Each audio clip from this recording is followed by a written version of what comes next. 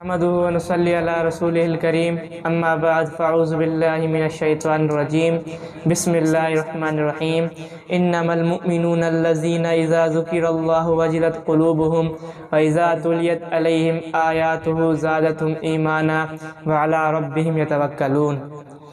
میرے واجب الاحترام معزز و مکرم ساتھیوں، دوستوں، بزرگوں، جس طرح دنیا میں ہر چیز کو پہچاننے کا کوئی نہ کوئی علامت اور کوئی نہ کوئی نشانی ہوتی ہے، اسی طرح ایمان کو پہچاننے اور ایمان کو جاننے اور ایمان کی پہچاننے کی بھی کچھ نشانیاں ہیں۔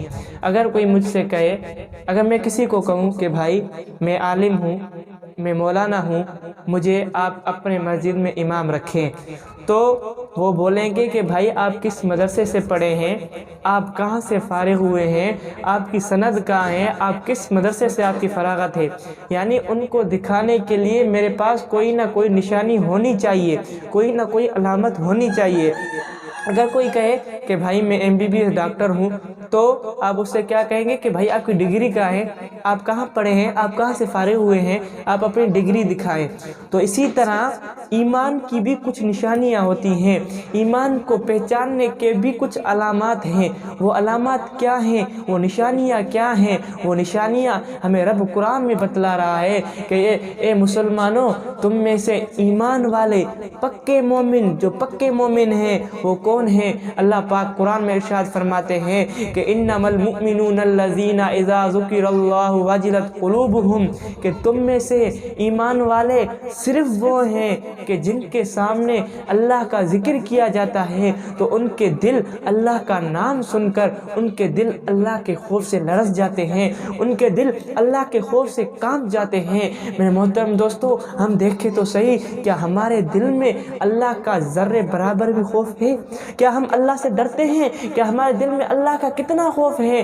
فرماتے ہیں کہ ہم مسلمان تو ہو گئے ہیں، ایک دفعہ کچھ بدھو اللہ کے رسول صلی اللہ علیہ وسلم کے مجلس میں آئے اور عرض کیا کہ اللہ کے رسول، ہم ایمان لائے، ہم مومن ہیں۔ اللہ کے رسول نے کچھ نہیں کہا، اللہ نے قرآن نازل کیا، فرمایا اے پیارے نبی، ان سے کہہ دیجئے کہ آپ مومن نہیں بنے، آپ تو صرف اسلام کے دائرے میں داخل ہوئے ہیں، آپ نے تو صرف ابھی اسلام قبول کیا ہے، ایمان لانا، مومن بننا یہ تو ابھی دور کی بات ہے، مومن بننا تو دور کی بات ہے، یہ تو صرف اسلام میں داخل ہوئے ہیں۔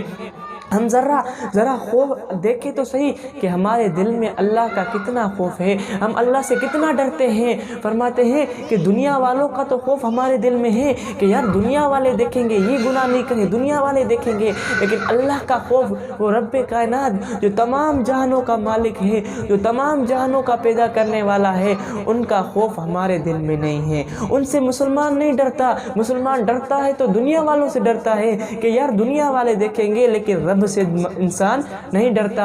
اور آگے کیا فرمایا کہ مومن کی دوسری نشانیاں کیا ہے، اس کی دوسری نشانی کیا ہے؟ فرماتے ہیں کہ وَإِذَا تُلِيَتْ عَلَيْهِمْ آيَاتُهُ زَادَتْهُمْ ایمانا، فرماتے ہیں کہ جب ان کے سامنے اللہ کے قرآن یعنی اللہ کے کلام قرآن پاک کی تلاوت کی جاتی ہے، اس کی آیتیں سنائی جاتی ہیں، تو فرماتے ہیں کہ ان کے ایمان میں اور بھی اضافہ ہو جاتا ہے، ان کا ایمان قرآن سن کر اور بھی بڑھ جاتا ہے۔ لیکن ہماری حالت کیا ہے کہ ہم رمضان میں 30 سپارے سنیں گے، 30 سپارے امام کے پیچھے تراویح میں 30 سپارے سنیں گے۔ ہونا یہ ہے کہ ہم 30 سپارے سننے کے بعد مومن بن جائے، لیکن ہم کرتے کیا ہیں کہ 30 سپارے سننے کے بعد عید کی رات جا کر داڑھی منڈوا دیتے ہیں، عید کی رات جا کر داڑھی کٹوا دیتے ہیں۔